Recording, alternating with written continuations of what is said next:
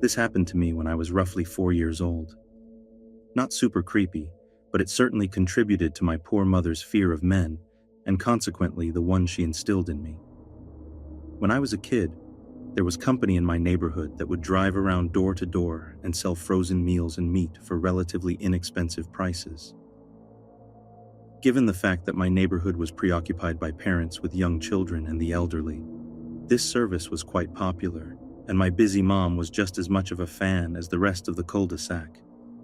A few alternating people generally circled around weekly, and I remember them decently well, since my twin sister and I were very friendly and rushed to the door anytime there was a visitor.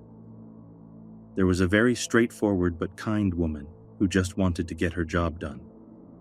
A sweet young man who adored our terrier, and a man roughly in his 40s who was generally very outgoing and talkative. This story is centered on the last person. I don't recall this guy's name, nor does it matter for the sake of this story, so I'll just call him CDG, or Creepy Delivery Guy.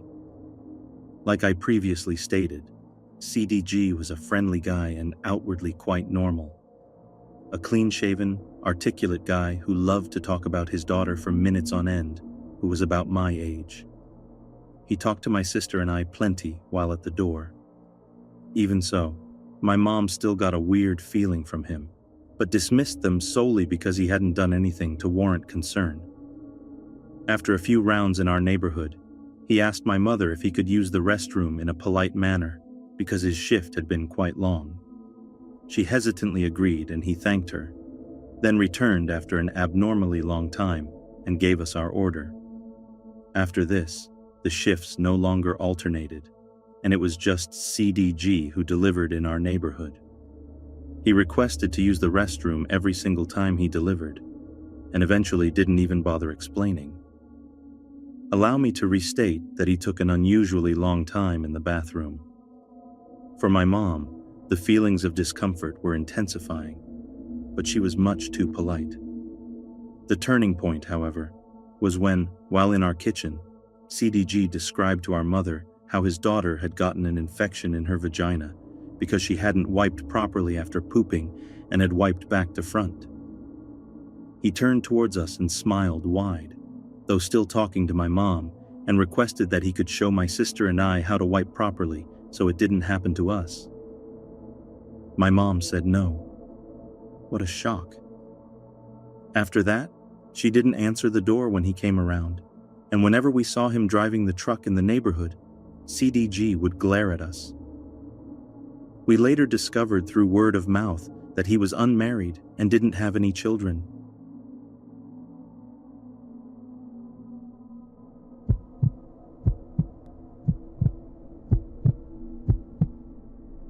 I used to, and still occasionally do, work as a food delivery driver for my dad's Thai food restaurant. If I can remember correctly, the night I'm about to describe happened no more than a year ago, but I can't be sure of the date or even the season it was in. The restaurant I delivered for is very popular, but only to a smaller crowd, in the surrounding average-sized 2 or 3 towns. It was Thursday, and the number of deliveries on a Thursday night was always very small. I had a delivery to a house about 5 miles away, on this deeply wooded back road which I had delivered to before. The road was so dark at night that when you turned your headlights off driving down it, you were blind. There was not a street light for at least a couple of miles, and the house I needed to bring this food to had to be the most secluded house in the whole town. Not secluded as in no neighbors or buildings around it secluded, but secluded as in no one can be living there secluded. When I started driving there, the sun was about to start setting. The food was in the back, everything was normal, and I was listening to music. The 5-mile drive was quick, but when I got there, I noticed the receipt on the bag of food I was supposed to deliver read the number of a house that didn't exist on that road. The number was pretty similar to the house I had in mind, the secluded, abandoned-looking house that I had delivered to before. I assumed that the phone girl must have written the wrong number at the front desk because she did that a lot, and I know this was the house that called. As I pulled into the driveway, I noticed the sun was at the point of setting. Probably 10 or so minutes until it got terrifyingly dark to be in the middle of the woods. There was still some light left, and I had the headlights on bright, so it wasn't as creepy. I took the bag of food and went to the front door. Knocked a few times and waited about a minute. Knocked again and waited about 20 seconds. I decided to go to the back porch, since that's where everybody was when I delivered last time. Knocked loud. No answer. Figured maybe I do have the wrong house after all. So I went back to the car with the food and decided to call the phone number on the receipt. Dialed it up and let it ring. No answer. Then I decided to call my dad to ask him if I was at the wrong house, or if I was given the wrong phone number, because these people were obviously not home. I was the only car in the driveway. As I'm looking for my dad's contact number in my phone, a blocked caller comes across my screen. I answered my phone, not even feeling the slightest bit creeped out. Yet. I put the phone up to my ear. Hello? Hello, you just called me. Mike? Kid you not, in the deepest, weirdest, most authentic sounding voice I've ever heard. It was clearly a man on the other line with a distinctive accent like nothing anyone could just make up that I know. It was foreign. And there wasn't anyone I called recently. I'd been working for the past 2.5 hours. My name wouldn't be able to show up on someone's caller ID anyway, because I was on my mom's phone plan. Yes, did you order Thai food? I'm here now. No, I didn't. And they hung up. What the hell? Why doesn't this man want his food? What is going on? How could he know my name? Blocked number? Why? So I call my dad, sitting in the driveway, sun just about to set. He told me he would call them and call me back. I waited. He called me back really quick and told me that they would be right out to get their food. I was at the right house.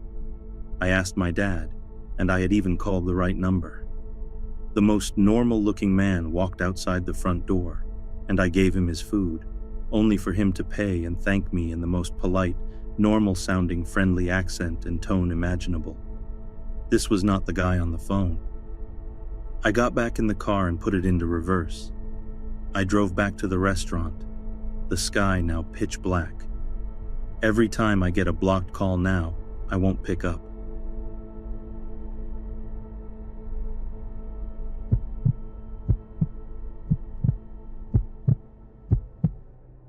This all took place quite a few years ago, when I was about 14 or 15. As a result, my role in this story is very passive, so forgive me for not doing something about this when I really should have. My family used to order food from Schwan. If you're not familiar, they're one of those companies with food catalogs that you can order from, and a delivery man with a freezer truck will deliver it to your door. We had the same delivery guy every time, so he and my mom struck up a bit of a repartee. They'd chat whenever he delivered the orders, sometimes for more than 5 minutes. I was usually on the couch, which is in the same room as the front door, when the deliveries came, so I heard the conversations. I didn't really pay much attention, but the guy struck me as a little strange. Not downright scary, but sort of off. I figured he was just socially awkward, or maybe had some very mild mental disorder. But something just made me not like him, so I avoided him as much as I could.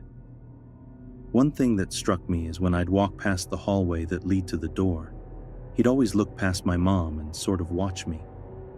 It always seemed like more than a quick, reactionary glance to movement, but more of a steady look. As a result, I'd try to stay in place when he made his deliveries, because I didn't like him staring at me when I was in my pajamas. I also didn't like him looking inside my house like that, seeing which directions the hallway branched out into. I've always been a little paranoid, so I was mindful of that sort of thing. Time went on, and our financial situation got rough. We had to tighten our purse strings a little, so the delivery food had to go. Our last delivery came, and when the delivery man asked my mom if she'd like to place a new order, she declined. Of course, he tried to convince her to continue ordering, but any employee of any company will do that. So we thought nothing of it. Then the next week rolled around and he was back in the neighborhood doing his deliveries. He knocked on our door. Now here's where my memory gets fuzzy. Either my mom answered and told him no again, and he came back again the next week, at which point we didn't answer the door, or my mom didn't answer at all. I forget a bit how many times he knocked on our door on delivery day, probably in the 1 to 3 range. Nothing too large, but a bit pushy and excessive. One of those days, though, something strange happened. My mom and I heard the knock at the door and peeked out a window to confirm it was him. We were very quiet and weren't moving, so he wouldn't hear us inside. Because by this time, he was really stepping over a line and creeping us out. So here we are, standing down the hallway from the door, waiting for him to leave, when we hear the doorknob turn. Now thankfully, we had the door locked. But this guy just tried to enter our home uninvited, when either he thought we weren't home or knew we were home. My mom and I stared at each other in complete shock. The guy left briefly after that, and we were sure to watch him drive away, and made sure both our doors were locked for the rest of the day, just in case he came back. Thankfully, he didn't, and when the next week's delivery day rolled around, he left us alone. It doesn't end there, though. My mom then got a call that one of her credit cards had been frozen due to some suspicious charges. At this point, the recession hadn't fully hit yet, so we had multiple credit cards. The one that was frozen was one my mom didn't use for anything, except for Schwan. In hindsight, she noticed that once or twice, the delivery guy hadn't just swiped her credit card in his little machine in front of her. He had taken it to his truck, where she couldn't see him, and swiped it then. Why that didn't raise a red flag for her, I don't know. But clearly this creep had written down her credit card information. So since the only place she had used this card was with Schwan, she called the company and told them what was up. I think she might have also told them about how the guy tried to come in our house. They said they'd look into it. Soon we noticed that the Schwan truck was being driven by someone different, leading us to believe the creep had been fired. We breathed a little easier knowing he wasn't trolling our neighborhood on a weekly basis. At the time, I had a friend who worked at the local supermarket a few blocks from my house. One day she started telling me about this creepy new bread delivery guy at the store. Apparently this guy was talking to the teenage, severely underage cashier girls inappropriately. My friend felt creeped out by him the moment he first spoke to her, so she was pretty cold and curt to him, so he left her alone. Instead, he started talking to one of her friends and co-workers, who was, mind you, no older than 16. He would talk to her for long times in uncomfortably familiar ways. Eventually, he started telling this teenage girl long stories about how he was cheating on his wife with a woman with a prosthetic leg, and how hot he thought her prosthetic was. The poor girl had no idea how to say fuck off, so she acted friendly to him, even though she would later tell my friend how much she hated him and how creepy he was. As I'm sure you can imagine, this whole story reminded me of my own story about a delivery creep, so I shared my own story, and we noticed the time he had been fired from Schwan seemed to run pretty close to when this new bread guy showed up. So I asked my friend to describe the guy, and you guessed it, it was none other than creepy Schwan guy. Soon enough, he was no longer the bread delivery guy for the grocery store, and I haven't heard anything about him since. But it really makes me shudder to think about how he preyed on my mom, who was only trying to be nice and friendly to him, not to mention what might have happened if we hadn't locked our door that day.